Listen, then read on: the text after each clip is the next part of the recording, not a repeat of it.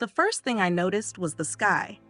It wasn't the usual bright, endless blue I'd grown up with in this part of Northern California. That morning, it seemed heavier, muted somehow, as though someone had draped a veil over the sun. The light filtering through was softer, hazier, tinged with an unnatural yellow. I stood on my porch, coffee mug in hand, staring at the hills in the distance. They'd always been my favorite view, especially at sunrise when the light spilled over their golden slopes. But today, something was wrong. A thin ribbon of smoke curled into the sky, barely visible against the horizon. Just another small fire, I told myself. It was late August, fire season. Smoke was practically a fifth season around here. Every year there was always something. A spark from a careless camper, a blown transformer, or worse, a lightning strike in bone-dry grass. But deep down I knew this felt different. The wind picked up, brushing warm air across my face. I set my coffee down on the railing and leaned forward, squinting at the hills. The smoke seemed thicker now, its edges blurred, growing faster than I expected. I pulled out my phone and checked the weather. Red flag warning, the app said in bold letters. High winds, low humidity, and dry vegetation, the perfect recipe for disaster. Stay calm, I muttered, as if the words could steady the unease that had crept into my chest. I spent most of the morning pretending not to worry.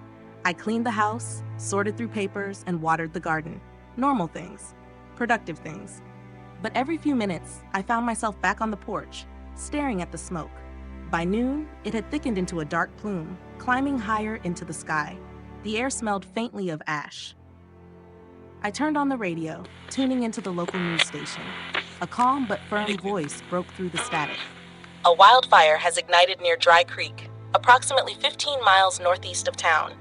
Fire crews are on site, but the blaze is spreading rapidly due to strong winds. Residents in surrounding areas should remain alert and prepare for possible evacuation. I froze. Dry Creek was close, too close. I paced the living room, trying to think clearly. What would I pack if I had to leave? The essentials, of course. My wallet, phone, and charger. But what else? My mind raced as I walked through the house, my gaze lingering on objects I'd taken for granted. The photo albums on the shelf, the worn quilt my grandmother had made, the box of keepsakes in the closet. What do you save when you might lose everything? I grabbed a backpack and stuffed it with basics. Clothes, toiletries, a flashlight, batteries, and the stack of documents I kept in a drawer for emergencies. Passports, insurance papers, deeds. I added a water bottle and some snacks, then zipped it shut. The radio crackled again. The fire has grown to over 1,000 acres and is moving southward. Mandatory evacuation orders have been issued for Dry Creek and surrounding areas. Residents of Ridgeview should prepare to leave if necessary. Ridgeview. My town. I glanced out the window. The smoke loomed larger now, darkening the sky. Tiny flecks of ash floated down like snowflakes, landing softly on the porch. By late afternoon, the sun was gone, swallowed by the thick, choking haze. The sky had turned an eerie shade of orange, casting everything in a surreal glow. The air was thicker now, carrying the acrid scent of burning wood. I stepped outside, clutching my phone. My neighbors were outside too, standing in their driveways, staring at the same horizon. No one spoke. We didn't need to. The fire was coming. The phone buzzed in my hand. It was an alert. Prepare to evacuate immediately. My heart raced. I rushed back inside, double-checking my bag. Was there anything I'd forgotten? I grabbed my laptop, a few family photos, and a small box of jewelry my mom had given me before she passed. I looked around the house one last time. This was my home, the place where I'd built my life. The thought of leaving it behind felt like tearing a piece of myself away. The sky darkened further as the fire drew closer. The ash fell heavier now, coating the ground in a fine gray powder. I loaded my bag into the car, my hands trembling as I fumbled with the keys. Before I got in, I turned to look at the house. The garden I'd planted, the swing on the porch, the chipped paint on the shutters, it all seemed to glow under the surreal orange sky. I didn't know if I'd see it again. A siren wailed in the distance, growing louder. A fire truck sped past, its red lights flashing through the smoky haze. I took a deep breath, got into the car, and started the engine. As I pulled onto the road, I glanced in the rearview mirror. The fire's glow was visible now, a sinister orange line crawling across the hills. It felt alive, relentless, and I was driving away from everything I'd ever known. I drove through the winding roads with one eye on the rearview mirror, where the glow of the fire painted the sky in shades of orange and red. The radio kept crackling with emergency updates, each one more urgent than the last. The fire had crossed the highway, and the winds were pushing it southward, right in the direction of my town. Ridgeview was in its path. My home, my life, my everything was in its path. My hands gripped the steering wheel so tightly that my knuckles were white. The car moved forward mechanically, but my thoughts raced, running circles around themselves. What if I didn't make it out? What if I lost everything I had worked for? What if the fire reached me before I could get to safety? I pulled onto the main road, passing a string of familiar houses, each one now eerily silent. I could barely see the outlines of the trees in the distance, their silhouettes dark and smudged against the fiery sky. The sun had long since vanished, hidden behind the thick cloud of smoke. It felt like night, but the heat still radiated from the earth, unbearable and suffocating. The air tasted bitter. At the edge of town, I saw the first signs of evacuation chaos. Cars were backed up, the lines stretching for miles, moving in a slow, painful crawl. I tried to calm myself, but the sight of so many others, all of us fleeing the same invisible monster, sent a sharp pang of fear through my chest. I turned onto a side road, seeking a way out before the traffic became a trap. It didn't take long for me to realize that the panic was spreading. I wasn't the only one who was thinking of cutting through the smaller streets. Other cars followed me, their headlights cutting through the haze, like lost souls searching for escape. I pushed the pedal harder, praying that I wouldn't be stuck in the madness. But even as I accelerated, I could feel the weight of uncertainty bearing down on me. I didn't know where I was going. I didn't even know if I was going to make it out. The minutes turned to hours as I drove. The radio stopped being useful.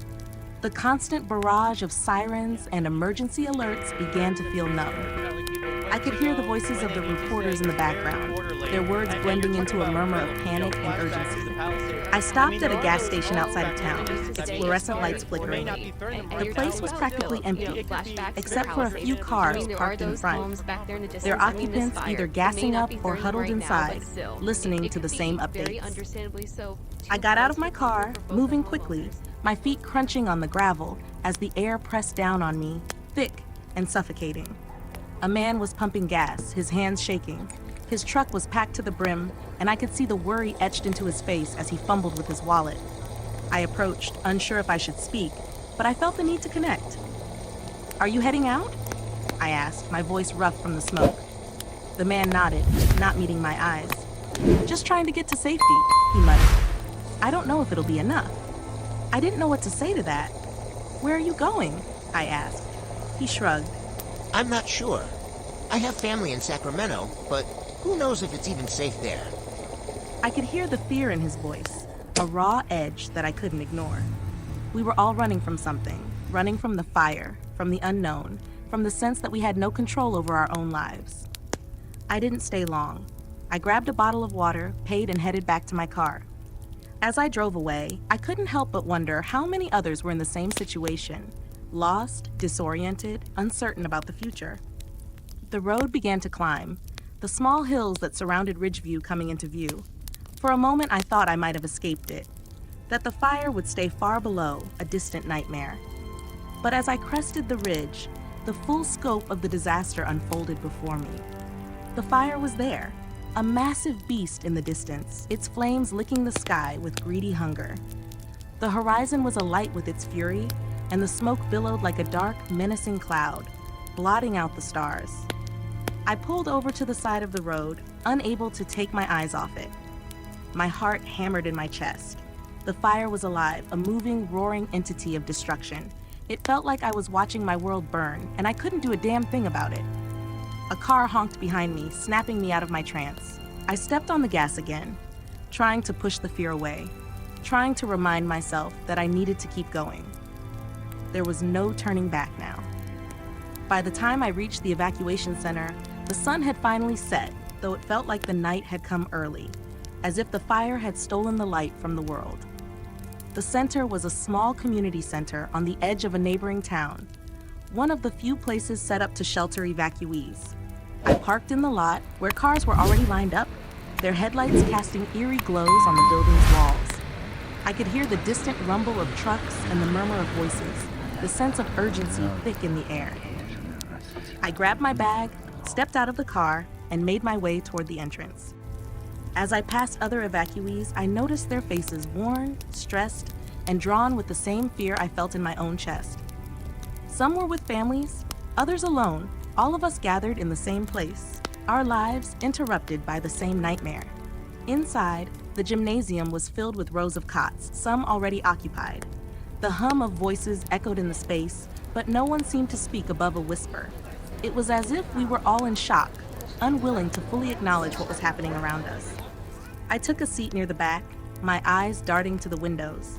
The fire was still there, its glow visible even from this far away. I couldn't escape it, couldn't hide from it. The flames were a constant presence, a reminder that I was no longer in control of my life. I didn't know if I would ever go home again. The night stretched on, unbearable in its quiet tension. I lay on the cot, staring up at the ceiling, trying to ignore the gnawing emptiness in my stomach. I wanted to scream, to run, to do something. But all I could do was lie there, waiting for a future that felt uncertain, waiting for the fire to take more, waiting for the smoke to fill my lungs until I couldn't breathe anymore. I closed my eyes and held my breath, hoping that in the morning, this would all be over. But deep down, I knew better. The gymnasium smelled of sweat and fear. The floor, polished and smooth under normal circumstances, now felt foreign, unwelcoming. A cacophony of muffled conversations and the occasional sound of a child crying blended with the hum of fluorescent lights overhead. My mind buzzed, but I could barely focus. I sat in a corner, my knees pulled to my chest, and tried not to think about the fire. It was harder than it seemed. The flames had swallowed the hills, the orange glow now an ever-present mark in the distance. Every time I glanced out the gym's windows, I saw it creeping closer. The ash continued to fall in delicate flakes, covering everything in its path like a layer of grief. I should have been with my family. I should have gone to my sisters in Sacramento, or even my aunts in San Francisco. But here I was, in a shelter, surrounded by strangers, and my house, my life was burning up somewhere out there. The center was barely functioning as a true refuge. People were crowding the food tables, trying to snag whatever was available. Cans of soup, bottles of water, granola bars. Others sat on the cots in the corner, staring into space, their faces drawn with exhaustion and fear. Some were comforting their children, whispering reassurances they didn't believe themselves. I was one of them now, lost in the waiting. A woman across the room caught my eye. She was sitting alone, her arms wrapped tightly around a young girl. The child was clutching a stuffed bunny, her eyes wide and fearful. I wondered if the woman had lost everything, too. If she was trying to shield her daughter from the same thoughts I was drowning in.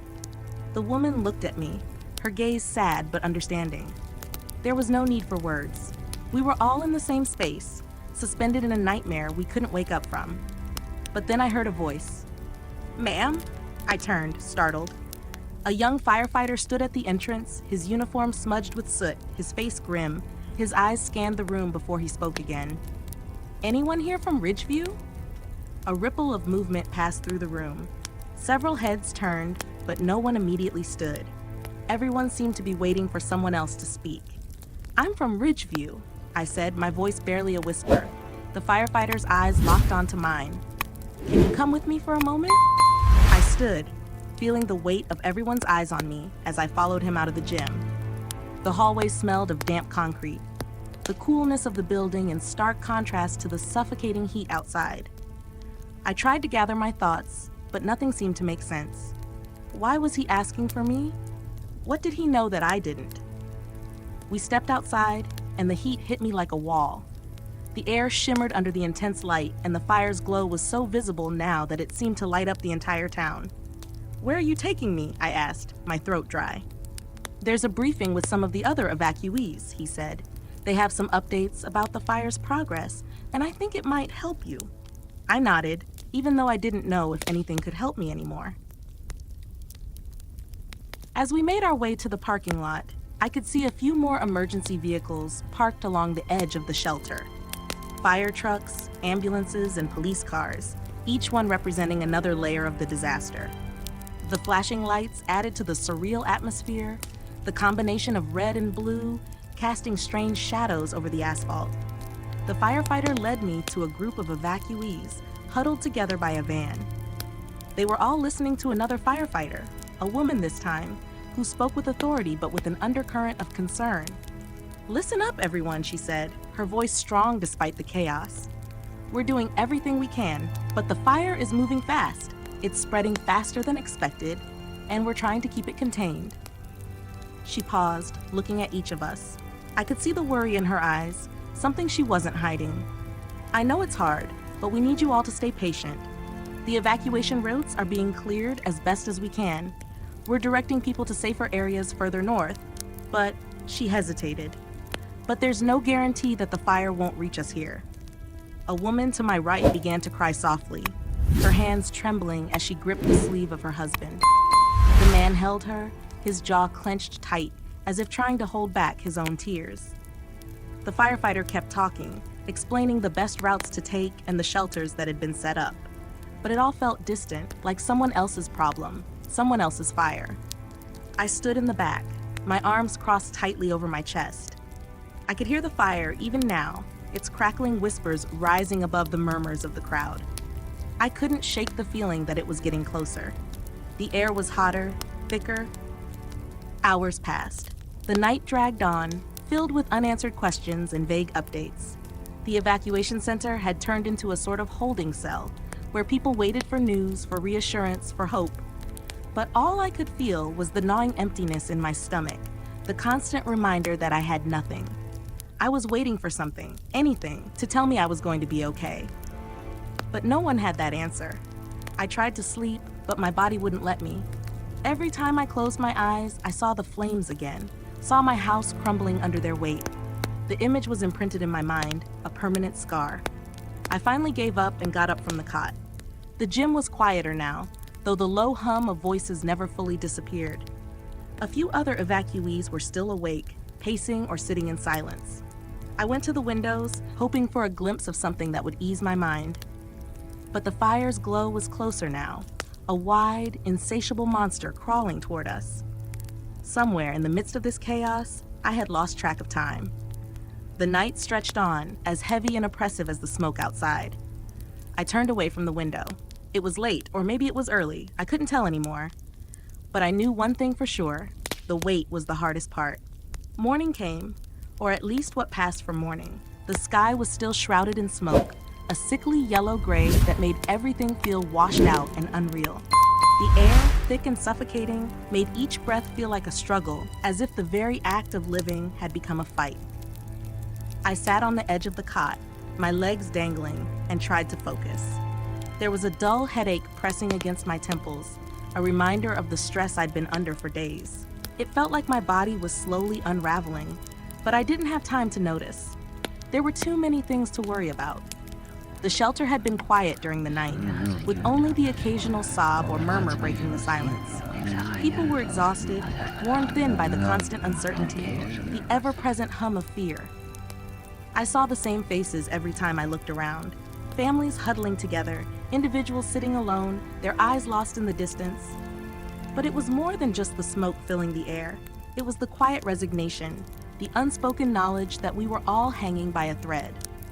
Outside, the fire was still there, an angry scar across the landscape. It was impossible to ignore now, the flames a constant presence on the horizon.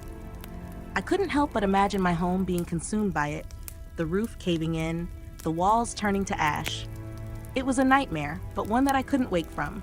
The fire had taken root in my mind, its rage seeping into my thoughts. Hey! A voice interrupted my thoughts. I turned to see a young woman standing in front of me. She had a rough, tired look about her, her face smudged with dirt, her hair pulled back into a messy ponytail. She was holding a small boy by the hand, the child's eyes wide and scared. Can I sit here? She asked, gesturing to the spot beside me. I nodded, and she sat down with a sigh, the weight of the day hanging on her shoulders. For a few moments, neither of us spoke. The boy fidgeted beside her, clinging to her leg. I watched them both, wondering if they were as lost as I felt. The silence between us was comfortable, even if it was full of unspoken things. We were all strangers in this place, but in some way we were bound together by the same fear, the same loss. My name's Sarah. She said finally, breaking the quiet. Ella, I replied, forcing a small smile. Are you from Ridgeview too? She asked. I nodded, swallowing hard. Yeah, it's all happening so fast. I know, Sarah said, her voice soft. We're from Napa. We thought we were safe, but now... She trailed off, her voice breaking as she pulled the boy closer. Now it feels like there's nowhere safe. I don't know where to go anymore. I didn't have an answer for her.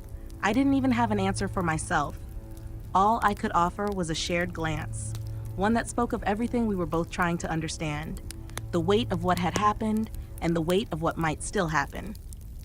It was around midday when the announcement came. Attention all evacuees! The loudspeaker crackled to life, its tone sharp against the background murmur of the shelter. The fire has advanced further than expected. We need to evacuate the shelter immediately. Please head to the designated evacuation point. This is a mandatory order. Please remain calm and move quickly. I froze. There was no panic, no immediate rush. It wasn't like when the fire first started, when everyone's eyes were wide with shock and fear. This was different. We'd all been through it together, surviving the initial shock of the fire, losing everything, and now this, being told to evacuate from the place that was meant to be safe. It felt like we were being pushed further into the unknown. Sarah grabbed her son, her face tight with worry. Come on, Sam. She said, trying to coax the child into following her. We have to go. I stood up, feeling a wave of dizziness rush over me. The news was too much to process at once. The fire was close, too close. I didn't want to leave, but I had no choice. No one did. As we shuffled toward the exit, I caught a glimpse of other evacuees, their faces just as worn as mine. No one had the energy to speak. We all moved like sleepwalkers, propelled by fear and a need to survive.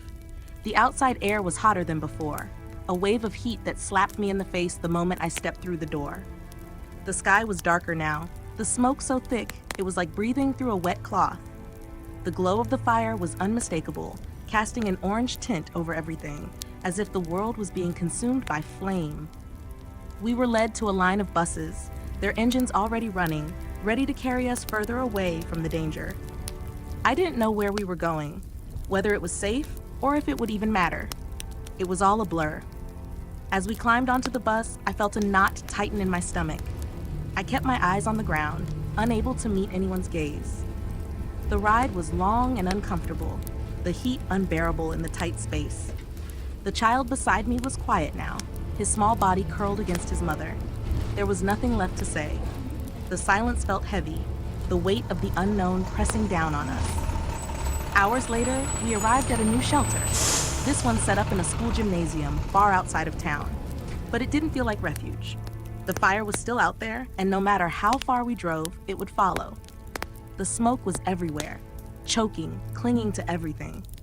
Even though we were physically out of immediate danger, the emotional toll was taking its toll. I couldn't shake the feeling that I was still running, still not far enough away. The new shelter was colder, emptier than the last. There were fewer people, fewer families. It felt like we were in limbo, a temporary pause in the chaos before the next wave of destruction. I sat down against a wall, my legs stiff from the ride, and pulled my knees to my chest. I wanted to close my eyes and escape, but even then, the image of the fire, relentless and consuming, was there in the back of my mind. As night fell, the smoke seemed to thicken, settling lower over the shelter. There were no stars in the sky, just the glowing outline of the fire on the horizon, its orange hue a permanent fixture in my world now. Somewhere in the distance, the sound of sirens wailed. The fire was still moving, still swallowing everything in its path. And no matter how many shelters we moved to, no matter how many times we were told it was safe, it was never enough. I couldn't escape the feeling that it was coming for us all, that it would never be over until it had taken everything. In the silence of the night, I realized something. There was no safety, not anymore. There was only survival. And in this moment, all I could do was hold on and wait. The shelter was cold that night, colder than I remembered it being. The gymnasium echoed with the shuffle of feet, the sound of people shifting, trying to find some comfort in an unfamiliar place. The night had settled heavily over us, and the weight of everything that had happened, everything that was still happening, seemed to fill the air. It was hard to breathe, as if the smoke had somehow entered our lungs, not just the air. I sat against a wall, my arms wrapped around my knees. The fire was still far away, but the sense of impending doom never left. I couldn't stop looking out the small, foggy windows, watching as the night deepened. The city lights in the distance were faint, fading like the last vestiges of hope. The shelter had become a strange place, full of people who were too tired to talk but too alert to sleep. Families huddled together, their eyes wide and tired, while others sat on their own, lost in thought. I saw the same faces I had seen in the previous shelter, but no one looked the same anymore. We were all wearing the same exhaustion, the same fear. It had a weight that settled over us, a blanket of uncertainty. "Ella?" a voice called softly, pulling me from my thoughts. I turned to see Sarah walking toward me, her son Sam still clutching her hand. She had that same tired look in her eyes, the kind that comes from too many nights of little sleep and too many days filled with fear. "You doing okay?" she asked, her voice almost too quiet. I nodded, though I didn't know if it was the truth. "I'm hanging in there. You?" Sarah gave a small shrug, her face hollow. "Just trying to keep Sam calm. He's scared, you know?" She paused, looking down at her son, whose eyes had that distant, unfocused look. I don't know what to tell him anymore. I didn't have an answer for her. The truth was, I didn't know what to tell myself, let alone anyone else. What could you say when everything you knew had been ripped apart in a matter of days? When your home, your memories, were all being reduced to ash and smoke? There were no reassurances anymore. No comforting words that could fill the silence. The next morning, things hadn't improved. The air outside was thick with smoke, making it feel like we were living in a fog. The smell of burning wood and the acrid scent of chemicals filled every breath. I'd almost gotten used to it, but it was still a constant reminder that we were all living on borrowed time. The shelter was packed, more evacuees arriving with each passing hour. The gymnasium was starting to feel like a war zone. People had become desperate, and the longer we stayed in this holding pattern, the more on edge everyone seemed. The last thing any of us wanted was to be stuck in this building when the fire reached us. But no one knew where we could go. There were no easy answers. I stood near the entrance, my gaze flicking toward the small TV set up by the emergency team.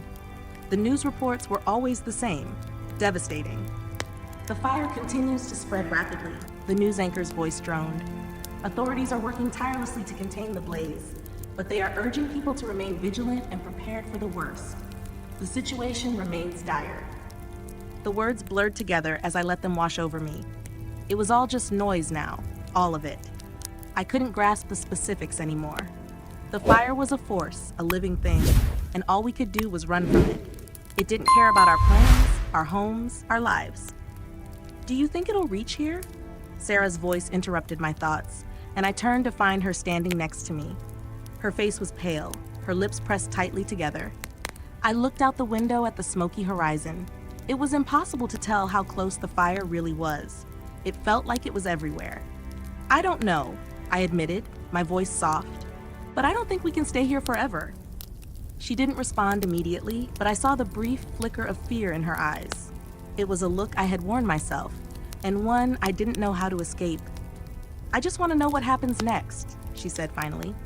"I don't want to keep waiting, not knowing." "I know," I whispered. Later that afternoon, an announcement came. The firefighters and emergency workers had set up a new evacuation route, one that would take us further away from the fire's path. There were no guarantees, but it was our best shot at getting to safety. The excitement that buzzed through the shelter was unsettling. It wasn't the relief I expected. It was a frantic energy, as if we were all racing against time.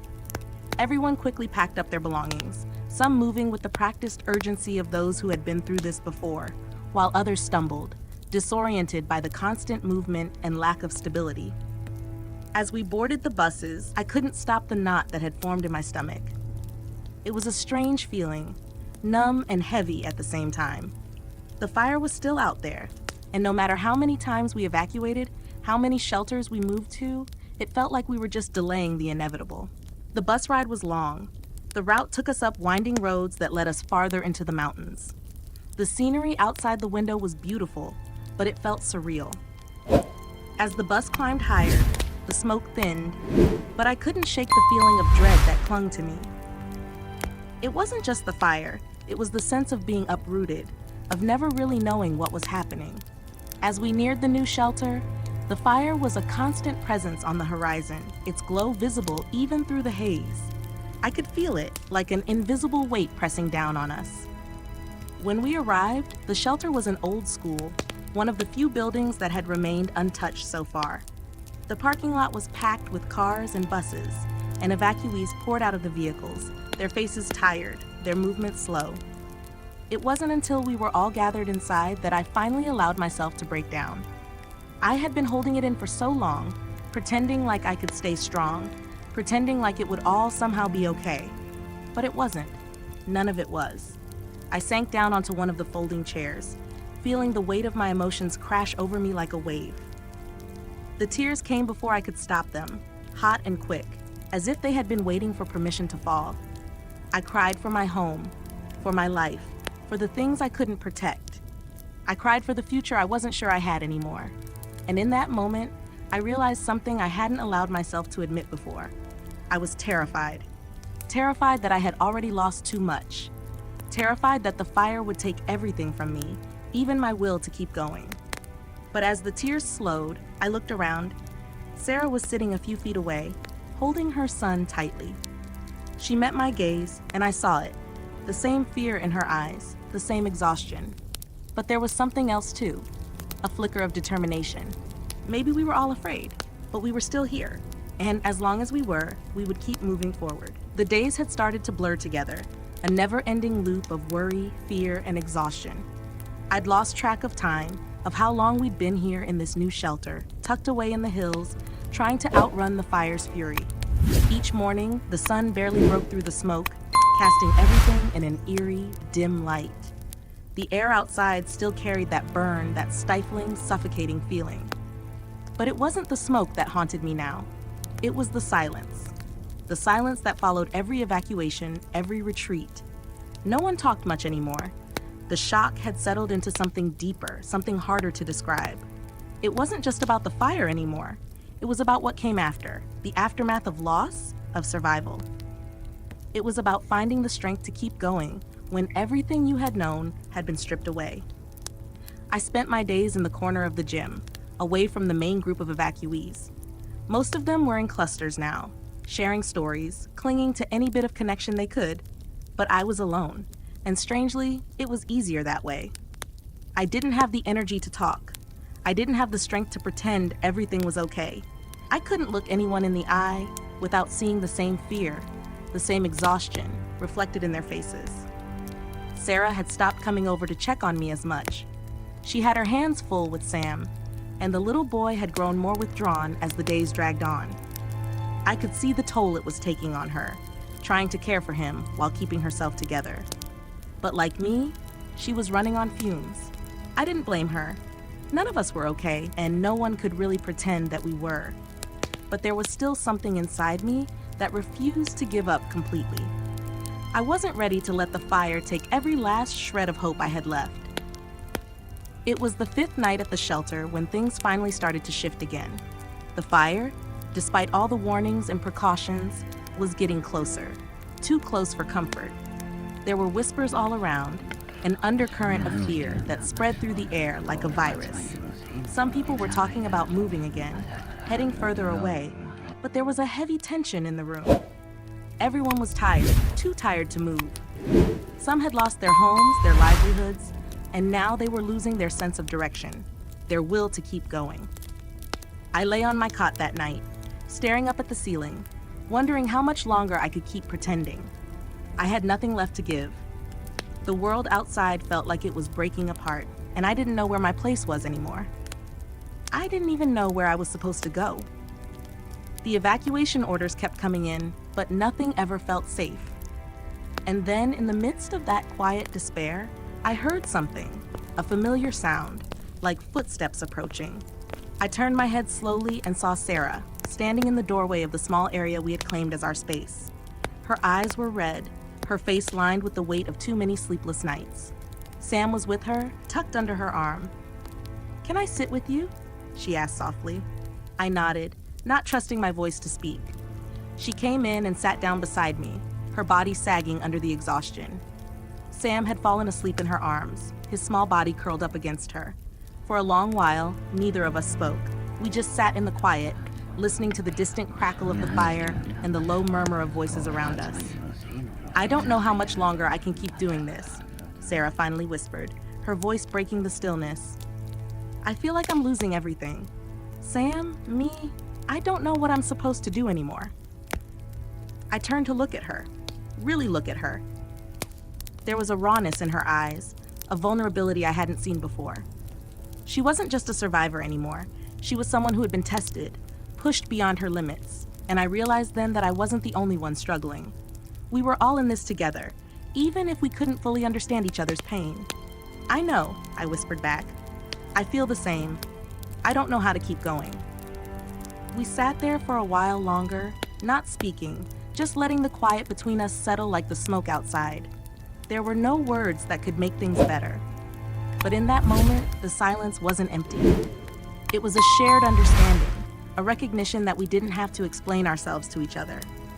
We both knew the weight of the world was too much to bear alone. The next morning, there was an unexpected announcement. The fire had reached a point where evacuation was no longer an option. The area we were in was on high alert, and it was becoming increasingly difficult for emergency teams to reach us. The shelter was no longer safe. I felt my heart sink as the announcement continued, the words swimming in my mind. "We are advising all evacuees to prepare for another relocation," the voice said. "Please gather your belongings and make your way to the buses. This is a mandatory evacuation. Do not wait." We were running again. It wasn't just the fire that had caught up to us. It was the chaos that followed, the feeling that we were always one step behind. As we gathered our things, I felt the weight of everything pressing down on me. How many times would we be forced to leave? How many times could we rebuild? It was as if the world had forgotten us, or worse, had moved on, leaving us to fend for ourselves in the ashes. But Sarah, despite everything, was still holding on. She took my arm as we moved toward the bus, Sam still nestled against her. "You don't have to do this alone," she said quietly. "We're in this together." I didn't know how to respond. I wasn't sure if I could do it anymore. But in that moment, something shifted inside me. Maybe it wasn't about surviving alone. Maybe the strength wasn't in holding everything together on your own, but in leaning on the people who refused to give up. The bus ride felt different this time. It wasn't as frantic, though the fear was still there. But there was a small glimmer of hope as we moved away from the danger, as we found ourselves once again looking for a new place to call home. Maybe we would make it. Maybe the fire wouldn't take everything from us. Maybe, just maybe, we could rebuild, even if it wasn't the life we had known before. For the first time in days, I allowed myself to hope, just a little. The next chapter of my life was unwritten, and the fire had not consumed all of me. I didn't know where the road would take me, but I knew that I couldn't face it alone. I had made it this far, and there was still time, still room for a future. For once, I was holding on, not just to what was lost, but to what could still be. And no matter how far we had to run, I would keep moving forward. In this final part, the protagonist confronts the harsh reality that the fire is not just a physical disaster, but an emotional one as well. Yet, there's a shift toward acceptance and the recognition that survival doesn't mean going it alone. The protagonist begins to see the value in community, in shared strength, and in the possibility of rebuilding. The story ends on a note of hope, reminding us that, despite the devastation, the journey of recovery is still ahead. Let me know if you'd like to revise or further explore the characters or themes.